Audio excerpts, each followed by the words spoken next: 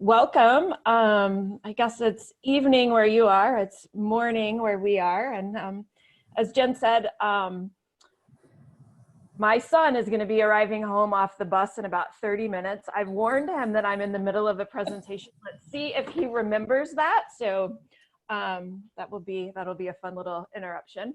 My name is Lucinda Snyder, and I am the financial aid counselor for our international students at the University of Rochester. So I'm going to be talking about the aid, and then I'll let Jen introduce herself. Hi everyone, my name is Jennifer Blask. I'm the Executive Director of International Admissions at the University of Rochester, which is located in Rochester, New York. Lucinda and I work together through the admission process for students. I'm going to go ahead and just mute that student real quick. There we go. Our plan is to present some information from you, but also to answer your questions. You can feel free to ask questions at any point with the chat, but we will plan to kind of keep those questions more to the end. And I think we're going to plan to talk with you about financial aid and admissions. So how Lucinda and I work together and how financial aid impacts admissions, vice versa, and then also preparing for the CSS profile, which is what you'll fill out to apply for financial aid at many, many institutions in the United States. So before we jump in, Jen, I'm gonna let my ginormous dog outside because he likes to contribute to the presentation. So Sounds great. hold that. Come on, outside. Are you gonna lay? This is what happens with working from home. We all just have to be flexible. Hopefully you won't see a cat, you know, all of a sudden walking across the screen from my house. So that's what's going on here. Here comes Lucinda. Life of remote working, and that's right. We're just flexible. My dog likes to be very emphatic and help me punctuate my points, but he's a little loud. So let's get this show rolling, shall we? All right, here we go. So the first thing we want to talk about really is how we delineate international students when it comes to admissions and aid. So if you are either an eligible non-citizen, that's somebody who is a permanent US resident. So you have gone through the process, you have a change of status, you have a green card, and not a green card to work, but a green card that says that you are a permanent resident, and therefore you are eligible for federal funds from the US government. You can also be a conditional permanent resident, or you can have refugee or asylum granted. So there's a bunch of different statuses that kind of fall into an eligible non-citizen. And so if you were one of those, you would be eligible for federal aid, and you would be considered a domestic student in terms of both financial aid and admissions. So an international student is someone who requires a visa to attend school in the US. So you need an F1 visa. It is based on citizenship, okay? So if you happen to go to a boarding school in the United States, that doesn't mean you're an eligible non-citizen. You're still an international student because you still need an F1 visa to attend school. Also, if you have an undocumented status, for the purposes of us, even though you may have been born in the US, lived in the US your entire life, you are still considered an international student. So what does this mean, and how do you apply for aid? So that means that you're eligible for not federal funds, but for institutional financial aid, which means money from the University of Rochester in this case. And so you will fill out the CSS profile, and it will guide you through questions that are appropriate for an international student based on your citizenship. So two terms that you're often going to hear admissions and financial aid staff use is talking about need-based aid and merit scholarships. And it's important to understand the difference between those two things. So first, need-based financial aid is based on your family's finances. So this has to do with, how much income do your parents earn? Do they own their own home? Do they own a business? What assets do they have? All of the things that kind of make up your family's financial situation. You must indicate on the common application or the coalition application, whichever application you use, that you're intending to apply for aid, and you have to submit the additional forms, which you've already heard Lucinda mention, the CSS profile, to apply for that aid. And some schools might do it a little bit differently. Some schools might have alternative forms, like you'll sometimes hear about an international student financial aid application. And some schools might have their own form, but essentially you've got to fill out additional forms so the school can understand what your family's financial situation is. Versus merit scholarships, which are based on you. What have you done in high school or in college if you're looking to transfer? What are your grades like? If you're submitting test scores, what are those like? What did you have to say in your essay? Those sorts of things. It has nothing to do with your family's financial situation. So you could receive a merit scholarship whether your parents are billionaires or you're very impoverished or somewhere in the middle. At some schools, like Rochester, you might automatically be considered for them. So we automatically consider students for merit scholarships when they apply. At other schools, you may have to fill out additional scholarship applications. So you always want to look at what those differences are and understand kind of these two separate pools of money of need-based financial aid and merit scholarships. Though they often work together, we have many students at Rochester that will receive a merit scholarship and need-based aid because they needed aid to come to Rochester, but they were also really strong students, so we wanted to recognize and award that.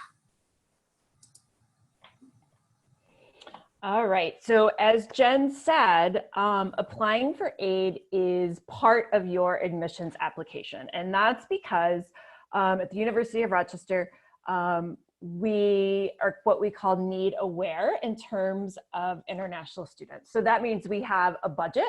I wish, and Jen wishes too, that we had an unlimited amount of funds, that I had this money tree and I could give everybody all of the money to come here. But if I did that, I would lose my job. So we have to know how much money that we're spending on each person that we admit for each incoming class. So it is really, really important. And if you don't take anything away from this today, there's a couple of points. And one of them is that if you think that you are interested in need-based aid, meaning you need help to pay for the cost of attendance, please make sure that you indicate that on the common application and understand that it's part of your application for admissions. It's very difficult, almost impossible, if you say that you're not interested in aid and then become admitted to then come back and request aid. So it's really, really important. Even if you say that you're interested and then decide that your family can pay for the cost of attendance, that's fine. We would rather know that up front and that you don't need the aid rather than you are admitted and then you can't come because we can't give you financial aid. It's also important to know that not all colleges offer need-based financial aid to international students. So as you're doing your research, if you're comparing schools, that's something that you want to really kind of dig into and find out. As Jen mentioned, the CSS profile is required for us. And some schools will require the international student financial aid application. We do not accept that. So we require all students to submit the CSS profile via the College Board. And the College Board is the organization that puts on the SATs. And so you will go to their website, you'll complete the application and then use our code, which is 2928, and that will show up magically in our system, and we'll be able to look at your information. So a lot of schools also have this tool called the net price calculator or My Intuition. And so a lot of students will try to put in their information and get an estimate of how much it's going to cost to attend the university. Unfortunately for international students, this tool does not work. And the reason being, there are too many factors that go into determining need and aid for international students. Now, That being said, if you live in the United States with your parents, but you are not a permanent resident, but they are here on a work visa, and they file US taxes, you could input that information and get an estimate of what your aid could potentially look like. Again, it's an estimate and it's entirely dependent on how accurate you are at inputting the information. The net price calculator is very detailed and my intuition gives you a range. But if you do not fall into the category of living in the US with your parents and then filing US taxes, this tool is not going to work for you. So I think that's really important to recognize. Two other terms that you'll often hear is need aware and need blind. So what need aware is that when we're reviewing your admissions application, we're aware that you have financial need and you've applied for financial aid, and that may be a factor in our admissions decision. So Lucinda shared that we have, a financial aid budget, and because we have a budget, we need to be aware of what the cost is if we choose to admit you, because we don't want to admit someone and then not give them funding to attend our institution. Some schools might choose to do that and have you look for outside scholarships, but basically we're understanding, along with your grades and your letters of recommendation and your essay, we're also understanding what your financial need is. You'll find other schools that are need blind, which means that as we're reviewing your application, we don't know what your financial aid status is. We don't know if you've, how much aid you've applied, if you've applied for aid and how much aid you would need if you come to our school. We're just making our admissions decisions based on your information you've supplied us with. Now, it's not totally true because we can look and see in your application that what you shared that your parents' jobs are or where you live, right? So it is possible that we could still have a sense of how much money your family might have, but it's just a guess at that point. We're not looking at this person needs X number of dollars in the way that we are if a school is need aware. So that's another important thing to look at as you're looking at schools. You'll hear need aware versus need blind. And often people think need blind, that's what I want. Need blind is better always because they're not looking at my need. But what you need to understand comes into the next piece, which is demonstrated need. And Lucinda's going to talk a little bit about how these things play together. Right. So demonstrated need is once we look at the information from the CSS profile, it tells us how much aid you actually need. And the wonderful thing about the University of Rochester, and I think Jen will agree with me in that we're very fortunate, is that we meet 100% of demonstrated need. So if we admit you and you have need, we're going to give you the money, all of the money that you need to attend. Now, sometimes our estimation or our calculation of demonstrated need is very different than a family's. And I think that's really important to understand. So how do we come up with that? So it's called the estimated family contribution. And again, it's based on your family's finances. So we look at income, we look at assets, and we look at the number in the household and the number in college. So these are the factors that determine a family's ability to pay. And then we take that and we subtract it from the overall cost of attendance. So that means the total amount of money that it costs to come to the university.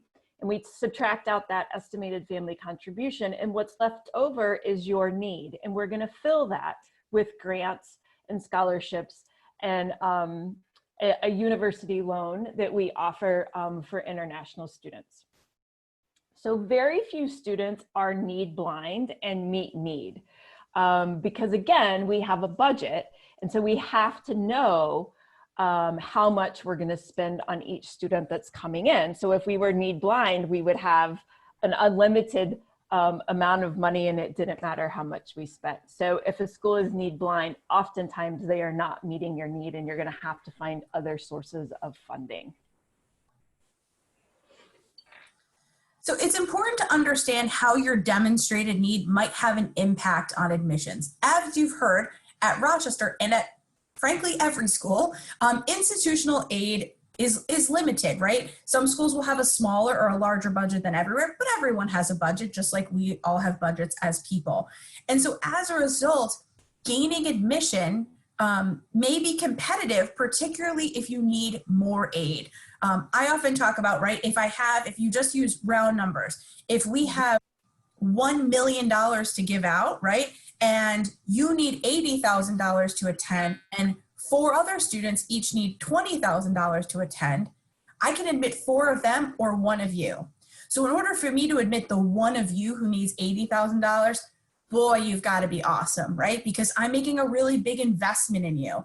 And if you think about maybe like a bank loan, if you're going to a bank and you need a really big loan, the bank wants to be really sure about that investment that they're making, right? Versus if they're just giving you a very small loan, maybe it's okay if it's a little bit riskier because it's not very much money. So it's the same thing, that if we're going to make a really big investment in a student, that student's got to look really strong and be really competitive in our process. If you cannot afford the full cost of attendance at any school, you must apply for aid. So at Rochester and at many schools, we essentially ask our international students to make a choice at the point of application. You either say, I can afford the whole cost of attendance, and I'm going to fill out a form, and I'm going to pledge that my family doesn't need any money. If we get a merit scholarship, fantastic. That means we have to pay less, but if we don't, that's okay. We've got the money to cover it. Or you're going to fill out another form, the CSS profile, and say, yes, I need aid. Here's all my financial information. And if you admit me, you're going to know that you need to spend this on me in order to help me come. It's something to think about if you're thinking about early decision. Because with early decision being a binding process, you are telling a school that if I'm admitted, I will come.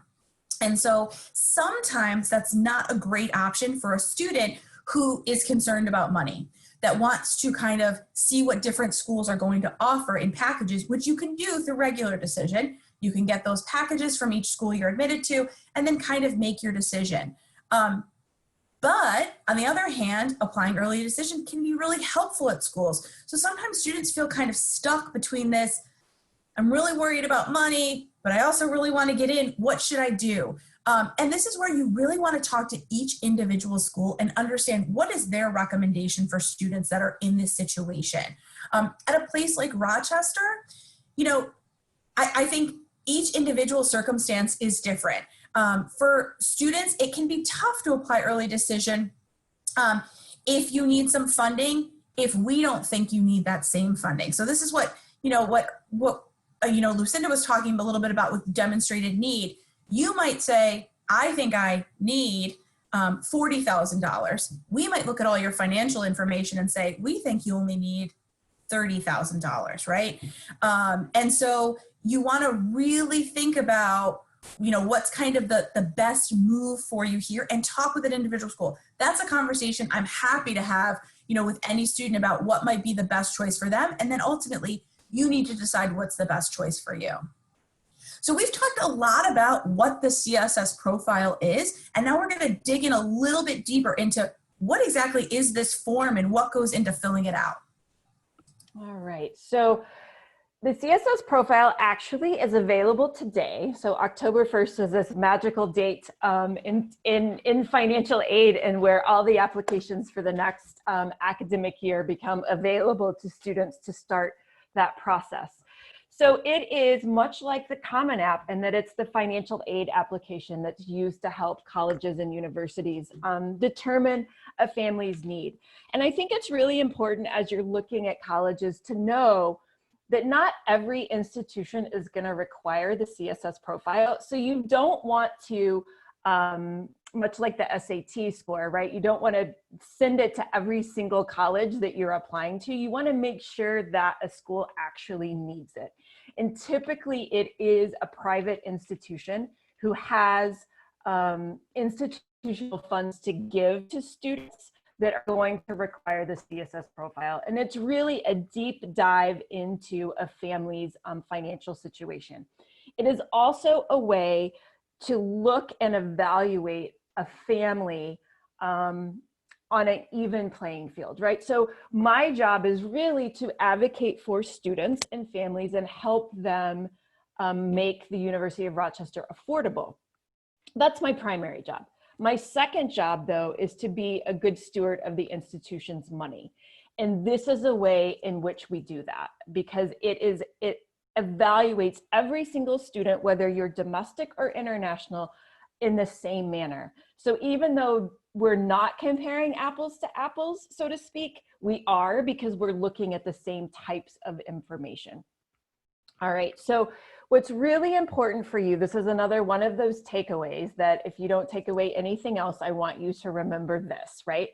Is that it allows you to report your financial information in your home currency. And this is extremely important to make sure that when we send you a financial aid package, we're going out with the best financial aid package that we can.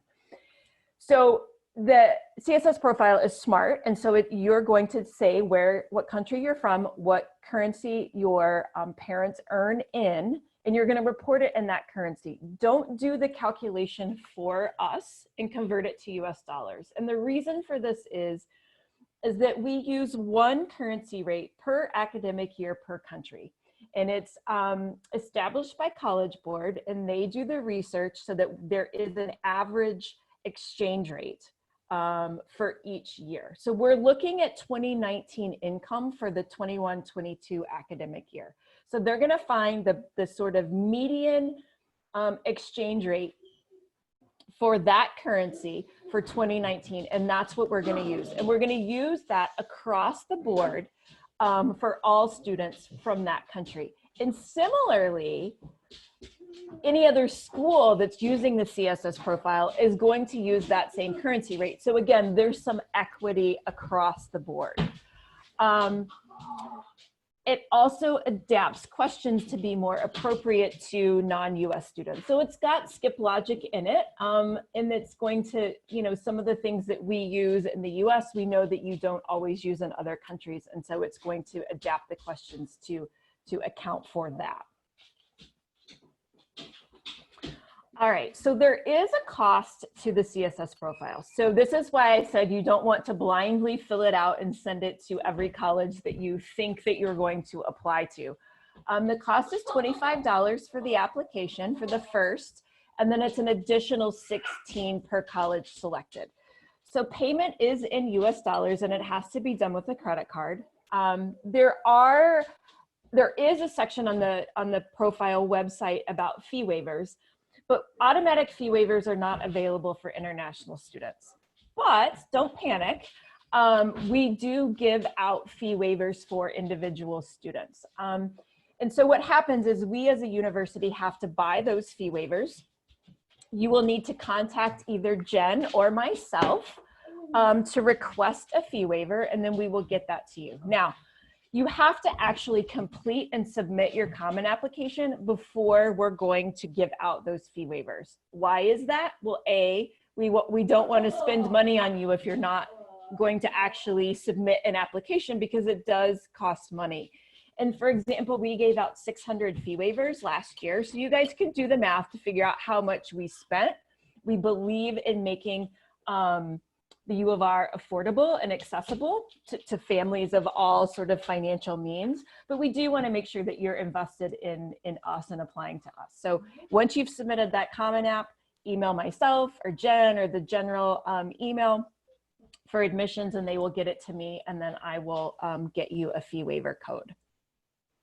All right, so some common mistakes that happen when people are filling out the profile is that selecting a citizenship status of eligible non-citizen. My son just gave me an update on where he was heading. So he did a really good job, guys. He was quiet when he came in the house. So you don't, again, remember, you're not an eligible non-citizen. In order to fall into that category, you need to have a permanent residency or be a permanent resident of the US. So you need to select international. And then it's going to then trickle down and ask you the appropriate questions. So if you report a mailing address that is not your home address, so for example, if you went to a boarding school in a country that was not where your parents lived, that gets a little tricky in terms of our need analysis and figuring out the questions that are then asked. So you're going to want to report your mailing address as your mailing address, and your permanent address is where your parents live, where that home structure is. Again, I've already said this, and I kind of beat this point to an extreme sometimes. So please, please, please report in US dollar, or don't report in US dollars, report in your home currency. And it's going to ask you to select a tax return. If you don't have to file, you say not required to file. But then they're just going to give you some other options, and you want to make sure that you select other non-US tax return. The other options are US tax returns. And again, because the CSS profile is smart and it has skip logic, if you select the incorrect tax return, it's going to ask you questions that are assuming that you're a US citizen and that you filled out a US tax return. And this is kind of an interesting one. So selecting the incorrect application year. So when you log on, starting today, it's going to say for 2019, 2020, and then 2021, 2022.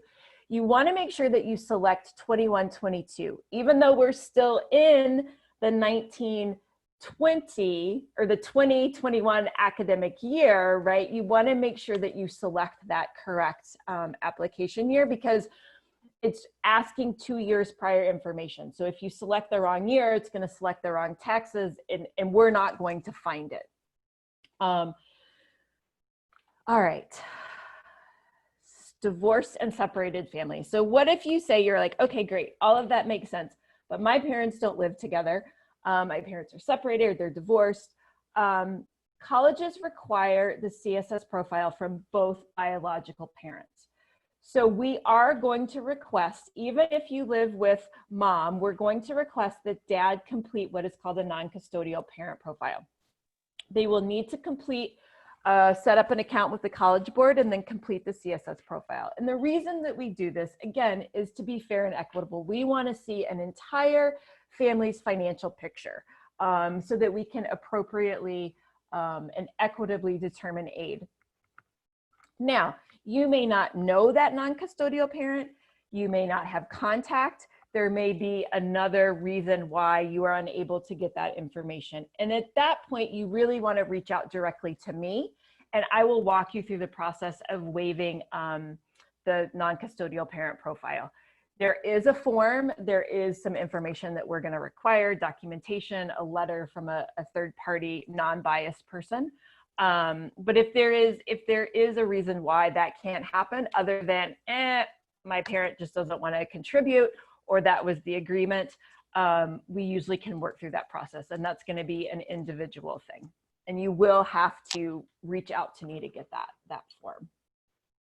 Jen, am I forgetting anything at that point? No, that's great. Okay. So this here is what is going to look like when you go to the CSS Profile website. So you're going to see here this, it's going to say fee waivers right there. There's a tab right up at the top. You're not going to click that, because remember, you're going to need to reach out to us directly to get that fee waiver, and it's going to be a specific code assigned to the U of R, and we're going to give that to you. There is a tab for international applicants. There is a great video and tutorial that's going to walk you through kind of step-by-step what you need to fill out. And then there's the divorced and separated families tab. So there's going to be more information on how to kind of complete that profile and set up that NCP profile account.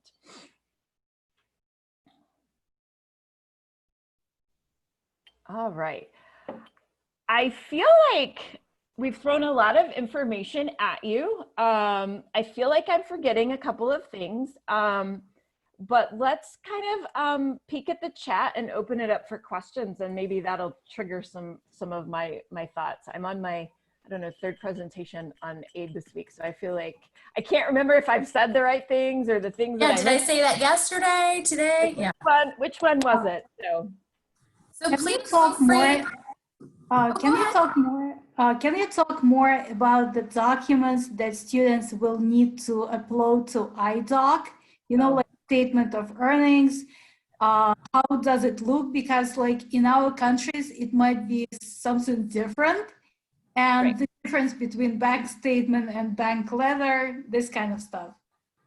Okay.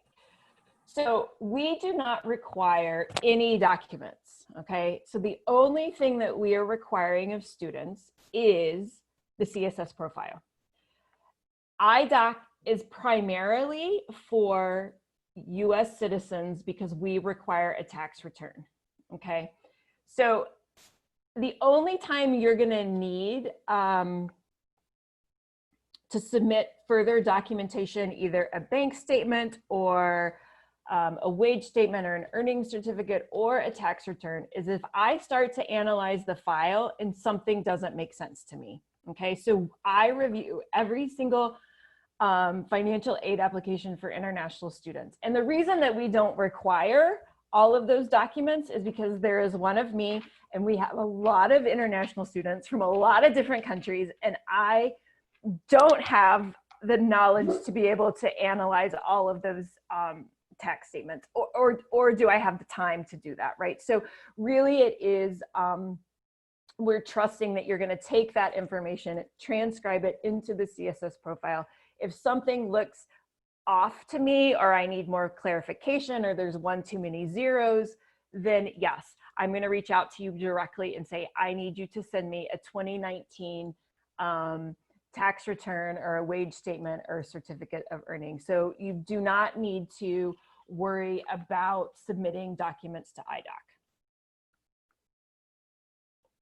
We've got a few questions here in the chat. I'm going to start with there's some admissions questions, which we can maybe get to in a minute if we've got time.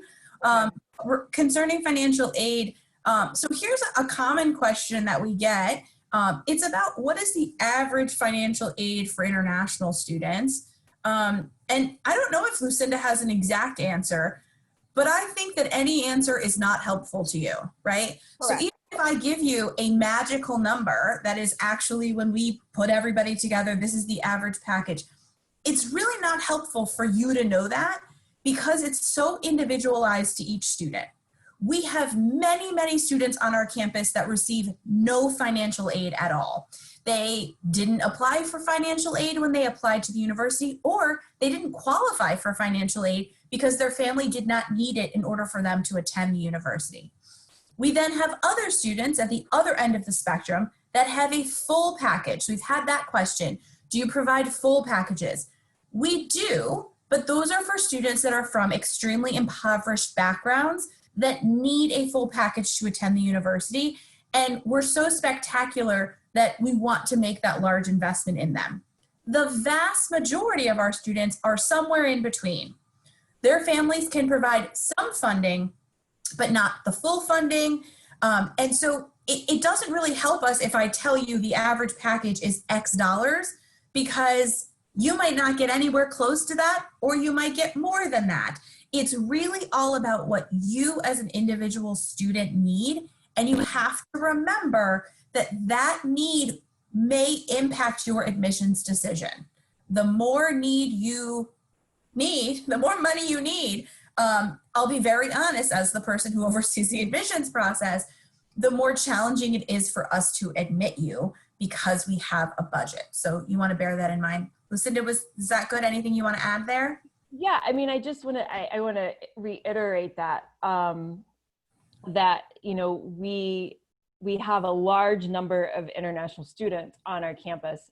And in fact, not one student has the same financial aid package. So of all of the students on campus, of the 5,000 undergrad students, of those that have financial aid packages, domestic or international, nobody has the exact same financial aid package because we do such a good job at looking at each family's financial situation. So again, I'm going to reiterate what Jen said, that it's not helpful to tell you what sort of the average aid package is. And I will also say that I am very, very confident that our process works, that, you know, we put together aid packages for international students, for hundreds of them every single year. And the formula works. And so I'm very confident, you know, when people are saying, well, what's a full package? Well, we are meeting your full demonstrated needs. So from where I sit, right, we're giving you a full package because we're meeting your demonstrated need. Now, I think a lot of students mean, I don't want to pay for anything. And there are very, very, very few students who do not pay anything to attend the university. And that's just being very, like, very honest about that, right, Jen? Like, that you have to be like a very, very exceptional student to not have to pay anything. But we do meet full demonstrated needs. So if you have a need, we're going to meet it. So we have gotten a number of admissions questions. So I'm actually going to share with you a website in the chat and also advance here and show you guys a slide. We have lots of admissions specific sessions. So I just included the website where you can sign up for those in the chat. You'll see all sorts of virtual sessions throughout the month of October. Later in October, we'll put all of our November sessions up. If you look on this slide, the sessions on the left, the College Admissions Workshop Series, those are general to the admissions process. So if you'd like to learn more about writing an essay for the U.S. college application process, we have an hour-long workshop on just the essay. We have an hour-long workshop on interviewing and what that's going to be like and how to best prepare for that. So they're not specific to Rochester, though we do use Rochester examples. They're really to help you as you're applying to anywhere in the US. And then the sessions on the right are the Rochester Workshop Series. These are just a few examples that we have. If you would like to learn more about Rochester in general, we actually offer information sessions 3 days a week and multiple times for different time zones. If you'd like to learn more about the city of Rochester or research universities or interact with some of our current students, we offer those types of sessions. So I know we have quite a few questions about admissions, and I would really encourage you to attend one of these additional sessions that we offer. If you go to that same website I shared, there's also a section where you can see regional events, and we have a bunch of sessions that are geared towards international students. So lots of different things that you can engage in.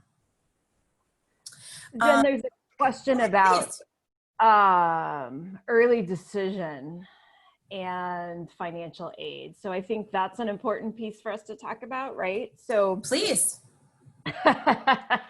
this is a joint one, right? We're going to provide a united. That's right. So as Jen mentioned, right, early decision is a binding agreement. So you are committing to come to the University of Rochester should you be admitted. Now, I think there is a misconception that we're going to run out of aid, and so you need to do early decision in order to get aid, and that's not true. We have the budget for both early decision and regular decision international students. If you are admitted, and then you get your aid package, which is going to come approximately 2 weeks after your admissions, because we meet full demonstrated need, you're not able to back out of that agreement because you didn't get the financial aid that you need. So what I would say, and what I say to parents, is that if you were my child, right, and I was concerned about the costs and paying for that, I would not encourage my child to go early decision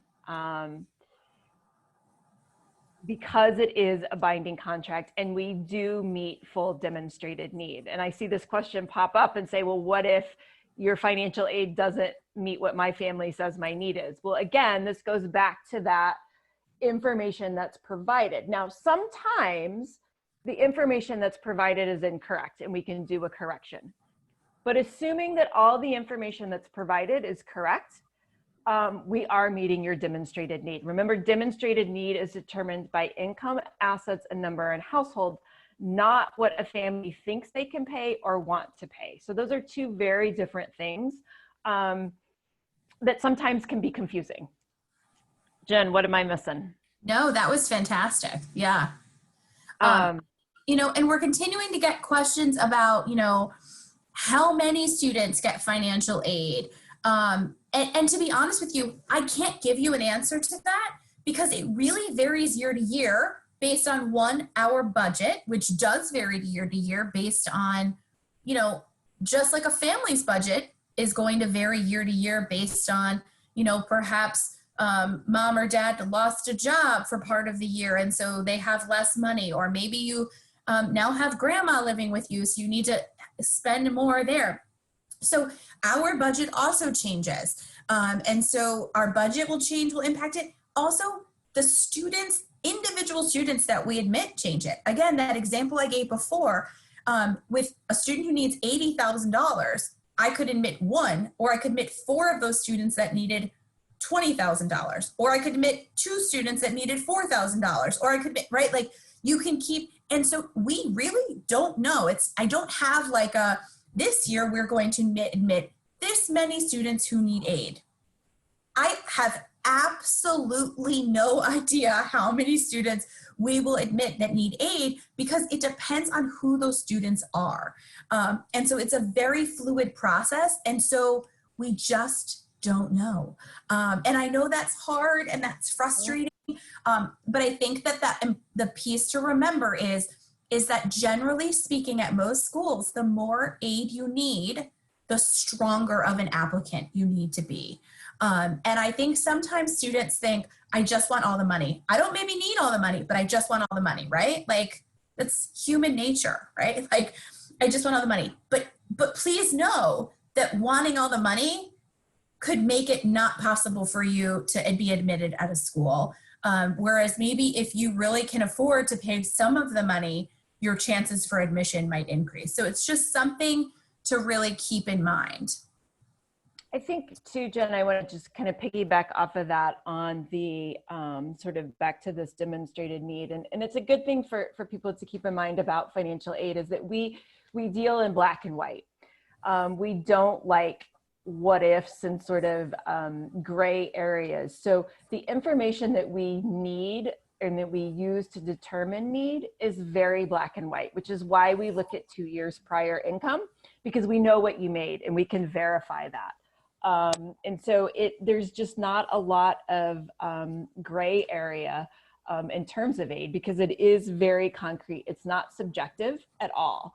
And so I think that's something to keep in mind, that it is based on numbers, and that it's not like, oh, we're going to give them more aid because of this. It's very concrete. Jen asked me what the numbers are, and I can tell her 100% confidence, if the information is correct that I have, this is what the numbers are. You know, like lots of students ask questions about this COVID situation and how it affected budget. And maybe you can also talk about this situation with deferred students, you know, those kids who have for 2020, but they will join in 2021.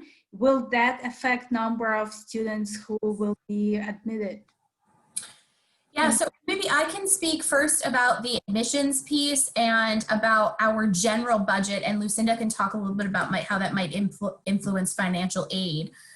So we did have more students defer this year.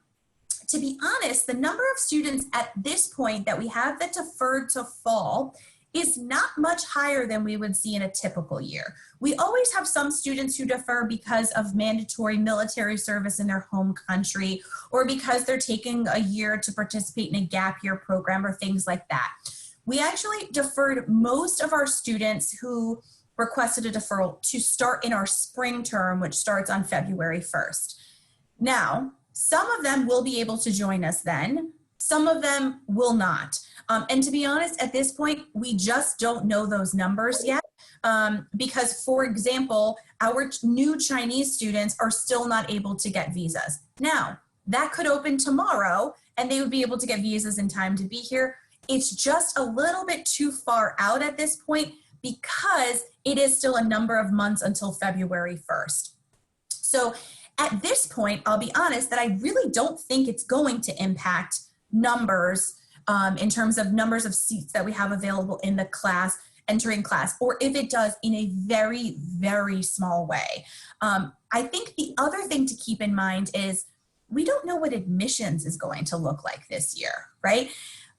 If you think specifically about our US students, in the past, they'd all be visiting our campus. They would have been visiting our campus all summer long. We have hundreds of students who come in. most days we're quite busy, and that's our main focus of what we do. And then that's what drives many US applications is they come, they have this great visit, they love campus, they apply. Well, we've been closed to visitors since the middle of March. And so to be honest, I think a lot of colleges are in this place that we don't know. Are we going to get more applications because students are applying to more places because they didn't get a chance to visit and they don't know exactly where they want to go? Are we going to see less applications because of the exact same reasons? What is going to be, are some students going to choose not to come to the US that previously would? To be honest, we just don't know. This is the year of anything that's more than a little bit out, I don't know. What's going to happen next month? I don't know. And so, to be honest, we don't really know how the process is going to remain the same. The documents you have to submit, all of that is going to be the same, but how it might impact admission rates, it's just too early to say at this point. Additionally, the same is to be said for budget. Literally tomorrow, today's Thursday, so tomorrow is the date where it's called census date in the US, where we see exactly how many students that we were expecting to come either came to campus or enrolled in our online classes. We'll get a firm number of that. We don't even have that yet, if you think about that, right? And school started about a month and a half ago here. And that's really common. This happens every single year. So to project what the budget will be for next year, we first have to know how much money did we make this year? How much aid did we distribute this year? And that's just for the fall semester. And so even for the spring semester, will some of those international students be able to come that didn't previously come? Those sorts of things are really all impacting that. So if I had to guess, I think our budget will be less next year. I think the budget at many schools will be less next year because it's expensive to put all sorts of new technology in your classrooms because now you need all of your classes to be online, to teach all of your faculty how to be great online teachers, right? Because they've previously only taught in person. All of these things, right? They cost money. And so I think, our hospital here was essentially closed to non-emergencies and COVID cases for weeks and weeks and weeks. And so all of the elective surgeries and minor things that people typically go to a hospital for didn't happen. You lose money, right? And so this is something, obviously, the US economy has had huge impacts. And so I think this will be a budget reality for us at Rochester and at most schools in the US, but it's just too soon to know if it's a small impact, a medium impact, or a large impact. Lucinda, what about, students who might have concerns about changing financial situations for them or their families? So, I think that, there is always a process of appeals and, special circumstances that come up, right? We know that life doesn't happen in a vacuum and there is a process in place to, if you are admitted, say, regular decision and the aid package wasn't enough and there was a reason, either a loss of job or a death of a parent or a divorce or something like that, where we have a process in place, and that's when you would reach out to me and we would work one-on-one for that process. I think, people that, I think it's too soon to know how COVID is going to play out in terms of aid. We are not doing any COVID related appeals at this point because we don't know how much money we have. The situation is still fluid and it's unfolding. I think that we don't know what the budget is going to be. As far as I know, it's probably going to be the same. We have saved some money because we have students going remotely, but in terms of aid dollars, but I don't think that students really need to get bogged down in that. I think that's where, that information is not going to help them. I think that they need to trust that our process works, our system works, and that regardless of how many students we admit that are international, we're going to put out the best aid packages that we can. and that we are going to meet their need. Now, it may be more competitive, but I think all colleges are going to be more competitive. But I don't think it's helpful for students to get bogged down in, well, what if the budgets go down? I mean, that's just not helpful information. And trust that the work that we do and the process is going to stay the same, and that we are committed to international students on our campus, and we are committed to meeting their demonstrated need and bringing them here and making education at Rochester affordable.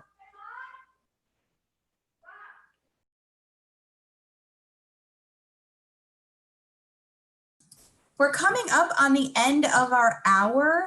I don't know if there's any more questions from Education USA or anything that you want to share with students before we wrap up here. I just wanted to ask this question about handler nomination. I know that it's already available and many school counselors receive that information. Can you tell how it will, will it make an applicant stand out, and how many people a school counselor can possibly nominate? So the Handler program, for those of you who aren't aware of it, is our largest and premier scholarship program at the University of Rochester. That said, it is typically only 1 to 2 international students every year that is named a Handler Scholar. So I would not put too much emphasis on that program. I certainly would not recommend nominating more than 1 student because, again, we are only going to select 1 or 2 international students from everyone who applies.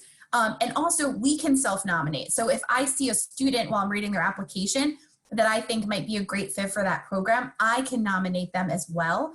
So I certainly would only recommend 1 student. And I would really encourage students to think about the fact that we do meet 100% of financial need for all admitted students.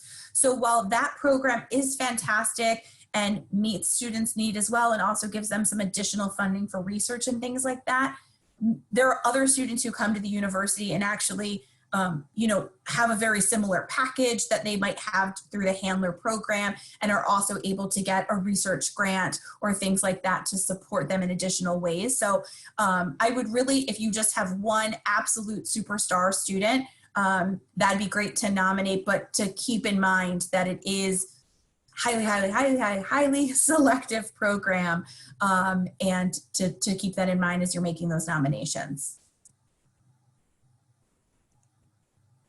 Yeah, I do not have any questions, and I actually feel that this session is a bit early in a way that students just started filling out their CSS profiles, and I think today we didn't have any questions related to CSS because students are not really familiar with the form.